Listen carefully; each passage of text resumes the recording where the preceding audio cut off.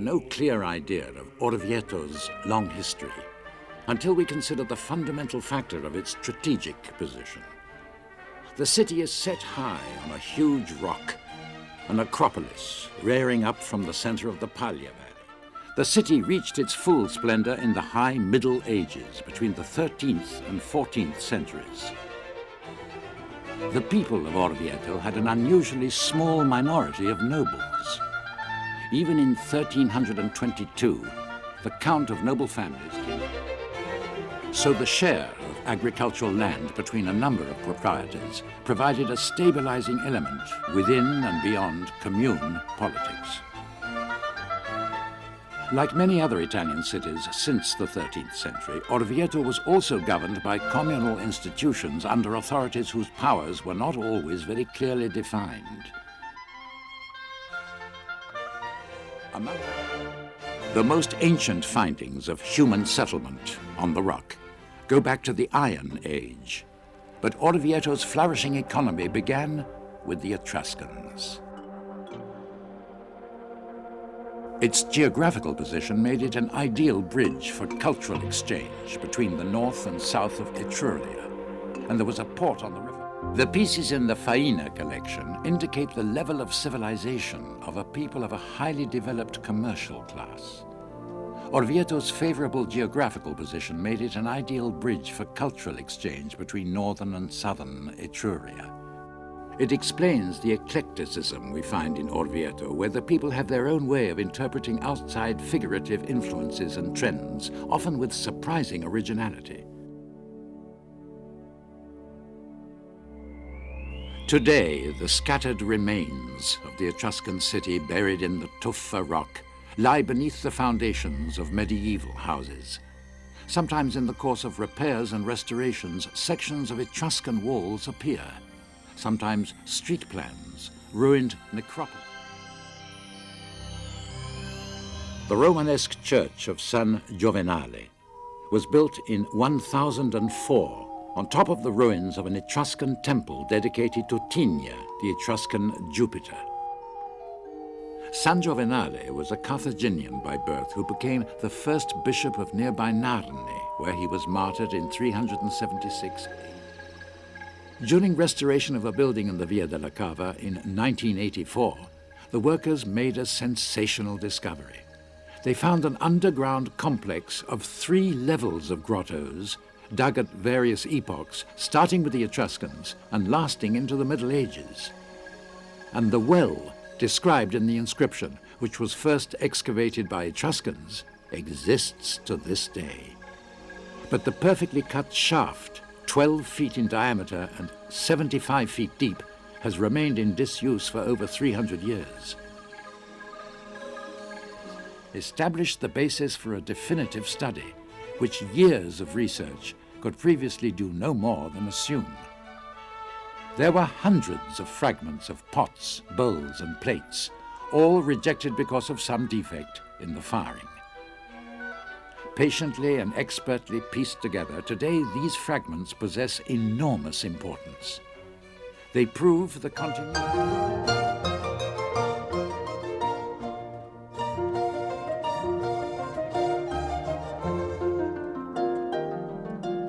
The building of the Church of St. John was decreed by Pope John X in 916, when he was passing through Orvieto. Much later, it was razed to the ground and entirely rebuilt from 1697 to 1704. On the tower of the Moor, we can see the bell which once called the citizens to arms from the top of the Palace of the People.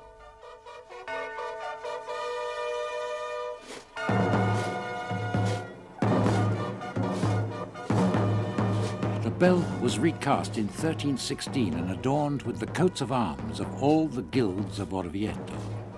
At the beginning of the 14th century, it cracked. It had been rung much too often.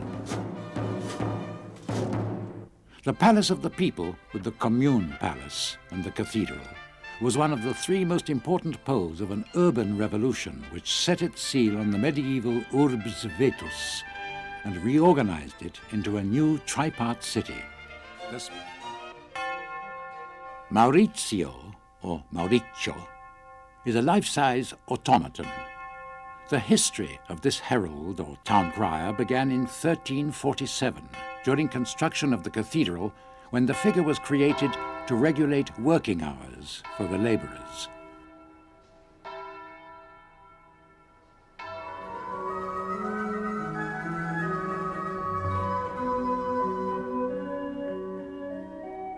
In the nave, the cathedral's dominant motif is struck by the black and white horizontal bands on the columns. Siena's black and white heraldic device is famous, but here black and white become the determining colours of the visual space. Our eye is slowed by the rhythms of the two-colour horizontals alternating. In 1499, Luca Signorelli signed a contract with the Opera del Duomo to complete the painting in the chapel of San Brizio.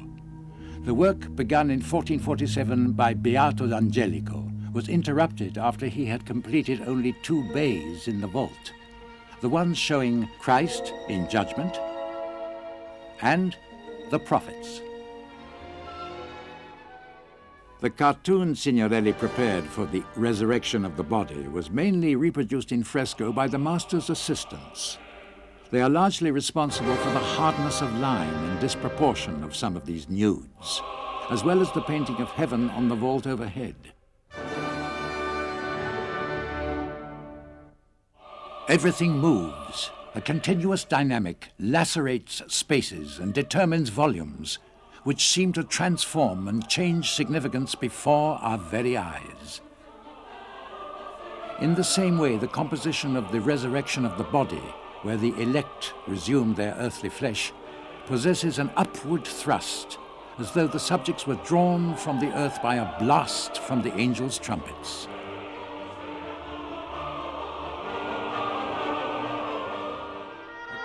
The dominant ideological motive is Petrarch's vision, the possibility of reconciling ancient wisdom with Christian spirituality.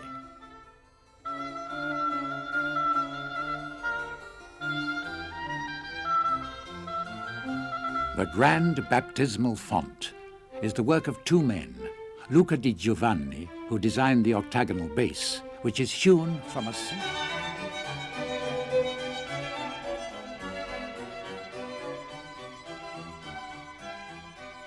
In the elder days of art, builders wrought with greatest care, each minute an unseen part, for the gods see everywhere.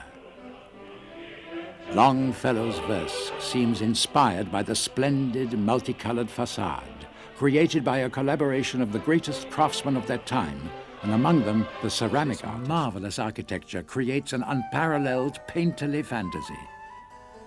We can observe it from a distance in its perfect majesty, or moving closer, wonder at the incredible detail.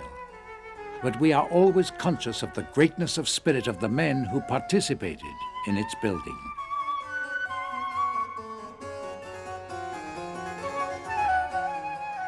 Gothic is more than an architectural style.